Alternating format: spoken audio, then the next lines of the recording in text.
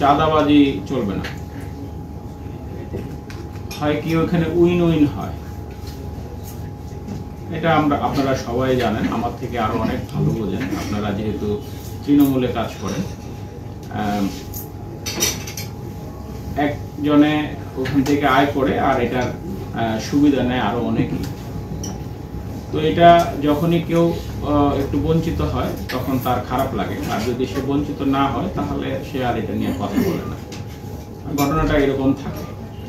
তো আমরা যদি প্রকৃতপক্ষে দেশের ভালো চাই, সমাজের ভালো চাই, তাহলে এগুলো নির্মূল করা সম্ভব। কোনো কিছুই আসমান থেকে এসে হয় না। এখানেই আমাদের এই ভোলা যেহেতু বিচ্ছিন্ন একটা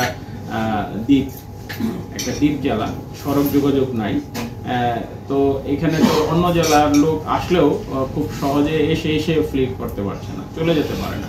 তো এর ভেতরেই লোকজন করছে, যারাই করে আমাদের পরিচিত জনরাই করে, কোনো না কোনো ভাবে আমরা চিনি। একটু সাহস করতে হবে আমাদেরকে, যেহেতু আমরা সবাই চাই, আপনারা তো জানি অগ্রণী ভূমিকা পালন করেন, সবাই চাই আমাদের সমাজটা অপরাধ মুক্ত হোক, একটা অপরাধী মুক্ত চমৎকার নিরাপদ একটা সমাজ হোক, এই দেশটা সুন্দর হোক, এটা যেহেতু আমরা চাই। তরুণ সমাজ মাদক মুক্ত হোক, এই দেশ চাঁদাবাজি মুক্ত হোক, এটা যেহেতু চাই।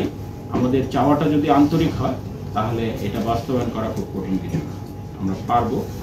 অনেক কিছুই তো বাঙালি করেছে, আমরা তো দ্বিতীয় স্বাধীনতা অর্জন করেছি, তো এগুলো করা সম্ভব হবে, আমি অন্তত পক্ষে বিশ্বাস করি। এবং এক্ষেত্রে পুলিশের যে জায়গায় কাজ করার সুযোগ আছে, আমরা সেই প্রত্যেকটা জায়গায় সম্ভব যত কিছু সম্ভব করার করব।